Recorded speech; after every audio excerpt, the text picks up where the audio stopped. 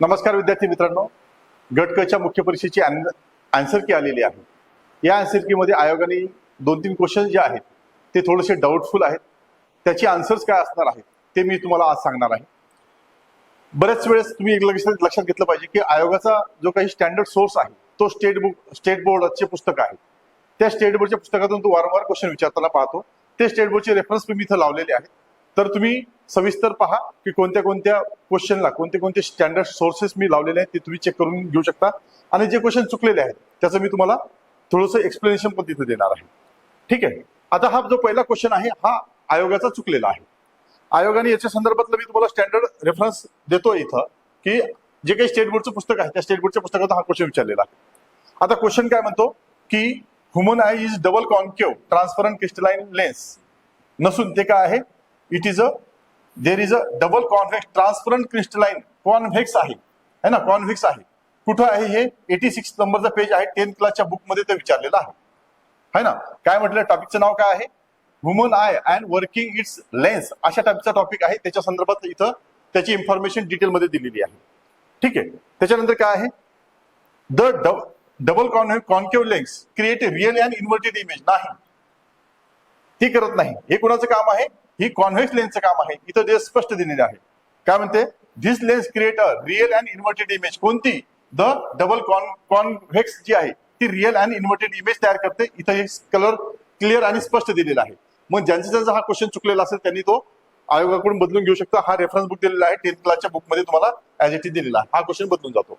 ठीक आहे. त्याच्यानंतर हा जो क्वेश्चन आहे हा करेक्ट आहे. तुम्हाला इथं 11th क्लासचा 12th क्लास आणि ज्या 12th क्लासच्या पुस्तकामध्ये तुम्हाला अल्फा बीटा गॅमा डीके नावाचा टॉपिक आहे त्याच्यावर तो क्वेश्चन विचारलेला आहे. त्याच्यानंतर हा जो क्वेश्चन आहे हा क्वेश्चन बरोबर आहे. डिक्रीज होते याचा बी रेफरन्स बुक जे काही 12th क्लासचं फिजिक्सचं पुस्तक आहे त्याचा रिफ्लेक्टिव्ह इंडेक्स नावाचा जो टॉपिक आहे त्याच्यामध्ये दिलेला आहे.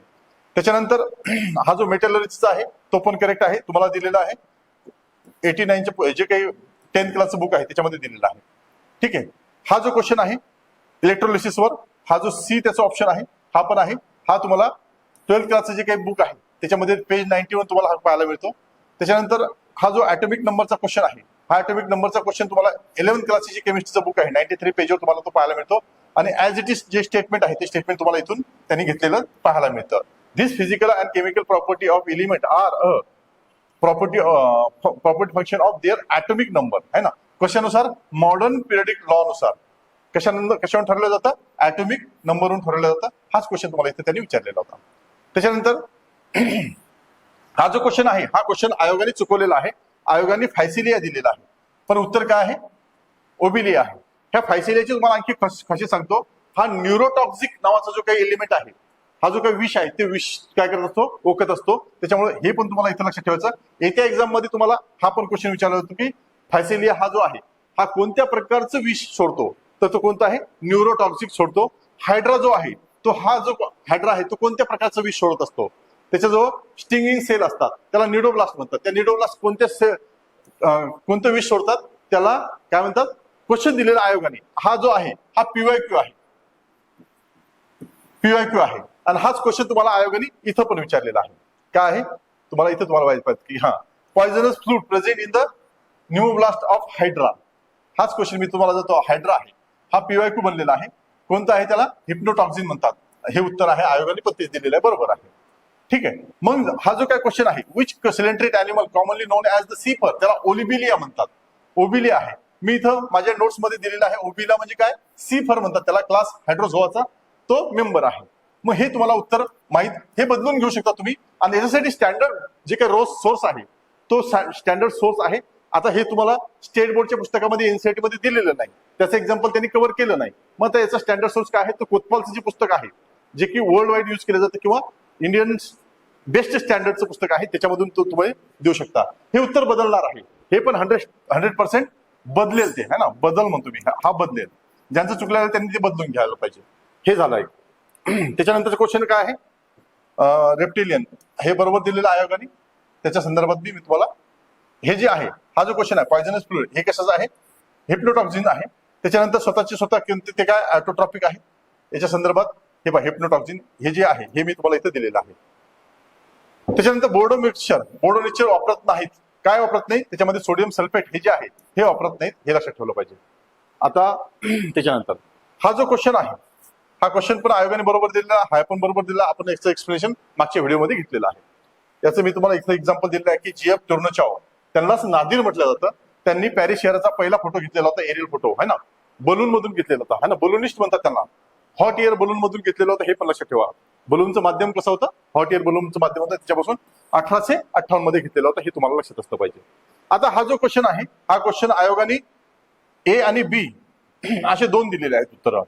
वॉटर अँड सॉइल, वॉटरचं समजतं मला. वॉटर जेव्हा तुम्ही लक्षात घेतलं पाहिजे की वॉटरचं जेव्हा इन्फ्रारेड रिमोट सेन्सिंग करतो आपण, जेव्हा इन्फ्रारेड रिमोट सेन्सिंगच्या माध्यमातून फोटो घेण्याचा प्रयत्न करतो, तेव्हा वॉटर इन्फ्रारेड रेडिएशन पूर्ण ऑब्झर्व करतात. पूर्ण ऑब्झर्व केल्यानंतर तो फोटो जो येतो तो फोटो ब्लॅक येतो. तुम्ही इन्फ्रारेड जे काही रिमोट सेन्सिंग आहे त्याचे जे फोटो बघितले तर वॉटर ही जी काही बॉडी आहे, वॉटर बॉडी ह्या ऑलवेज ब्लॅक कलरमध्ये शो करतात, कारण ह्या इन्फ्रारेड सर्व ऑब्झर्व करून घेतात. पण पाणी का दिलं, सॉइल का दिलं तुम्ही इथं? सॉइल नव्हतं द्यायला पाहिजे. सॉइल 100% ऑब्झर्व करत नाहीत, वॉटर पण त्याचं 100% ऑब्झर्व करत नाही. पण वॉटर नंतर सॉइलचं दिलं तर सॉइल काय आहे, तुम्हाला 50% रिफ्लेक्ट करतातच ना. मग काय म्हटलेलं आहे, also reflect particularly no infrared rays है ना, also reflect particularly no infrared lights. नाही, सॉइल करते, वॉटर करत नसेल एक वेळेस, पण सॉइल करत असते. म्हणून तो काय आहे, हा जो ऑप्शन आहे, हा ऑप्शन तुम्ही तिथं गलत दिलेला आहे. मग काय आहे, करेक्ट स्टेटमेंट जे आहे, हा ऑप्शन आयोगाने चुकवलेला आहे. आयोगाने चुकलेला आहे. करेक्ट जे ऑप्शन आहेत ते करेक्ट ऑप्शन तुम्हाला A B C all of the above B पाहिजे होते ऍक्च्युली, है ना. पहिलं स्टेटमेंट करेक्ट आहे, दुसरं बी स्टेटमेंट करेक्ट आहे, है ना. आणि ए बी नाही बरोबरच आहे. नाही है ना, सॉइल करते ना, मग ऑल ऑफ द अबो पाहिजे होतं. हे सी तिन्ही पाहिजे होते, तिन्ही पाहिजे होते, हे लक्षात ठेवा. कारण वॉटर नसेल करत, पण काय आहे, सॉइल इन्फ्रारेड रेडिएशन काय करतात, रिफ्लेक्ट करत असतात. 50% तरी करत असतात, हे तुम्ही लक्षात घेतलं पाहिजे. सॉइल कोणती आहे, या सॉइलच्या प्रकारावर पण त्याचं रेडिएशन जे आहे, रिफ्लेक्शन जे आहे ते ठरत असतं. जर मॉइश्चर असेल तर कमी प्रमाणात रिफ्लेक्शन करते, जर ती कोरडी असेल तर जास्त प्रमाणात रिफ्लेक्ट करते, हे पण तुम्ही बघितलं पाहिजे. त्याच्यामुळे काय आहे, एबीसी आहे. इथं आयोगाने गोंधळ केलेला आहे. इथं आयोगाचा हा जो स्टेटमेंट आहे चुकीचं असू शकतं, किंवा कारण म्हणजे हे बरोबर आहे, वॉटर जर सोडलं तर सॉइल नव्हतं पाहिजे. सॉइल पाहिजे असतं, फक्त वॉटर जर असतं तर मग कम्प्लीट चुकीचं होतं ते. मग त्याच्यामुळे काय आहे, सॉइल टाकून हे स्टेटमेंट करेक्ट करतो तो, म्हणजे हे स्टेटमेंट करेक्ट होऊ शकतं सॉइलमुळं. खालीलपैकी कोणत्या प्रकारच्या रिमोट सेन्सरद्वारे शोधता येणारी सर्वात लहान वस्तू ऑब्जेक्ट निश्चित करता येते, है ना. स्पेशल रिझोल्युशन सांगितलेलं आहे, शेवट बरोबर आहे स्पेशल रिझोल्युशनचं. त्याच्यानंतर काय आहे, why reflected solar radiation by green leaves is relatively low in the visible portion of electromagnetic spectrum सांगितलं होतं, due to the observation of solar energy in chlorophyll pigments. हे स्टेटमेंट करेक्ट आहे, हे पण आयोगाने करेक्ट दिलेलं आहे. सीआयचं लॉंग फॉर्म त्याच्यामध्ये काय आहे, इंटिग्रिटी आहे, हे पण करेक्ट आहे. आता बऱ्याच सर्व लोकांनी कॉपीराईट केलेलं आहे, पण नाही, उत्तर काय आहे, ट्रेडमार्क आहे, हे पण तुम्ही लक्षात घेतलं पाहिजे. त्याच्यानंतर आता हा जो क्वेश्चन आहे, हे स्प्रेडशीट सॉफ्टवेअरचे एक्झाम्पल आहे. न्यूमेरिक डाटा अनालिसिस टूल जे आहेत, याच्यामध्ये आपण जे काही एक्सेल वगैरे आहेत, गुगल शीट फॉर्म एक्सेल आहेत, ते इथं एक नंबरचं उत्तर आपल्याला इथं पाहायला मिळतं. आणि इंटरनेट ऑफ थिंग्स हे जे आहे, हे त्याचं उत्तर आपल्याला पाहायला मिळतं. ठीक आहे, मग ही जी उत्तर आहेत, ही उत्तरं तुम्ही जी चुकलेली असेल तुमची, त्याच्यामध्ये तुम्हाला हा जो क्वेश्चन आहे, हा क्वेश्चन एक तुम्हाला बदलता येऊ शकतो, जर तुम्हाला व्यवस्थित पद्धतीने स्टँडर्ड रेफरन्स मिळाले तर. त्याच्यानंतर दुसरा क्वेश्चन कोणता आहे,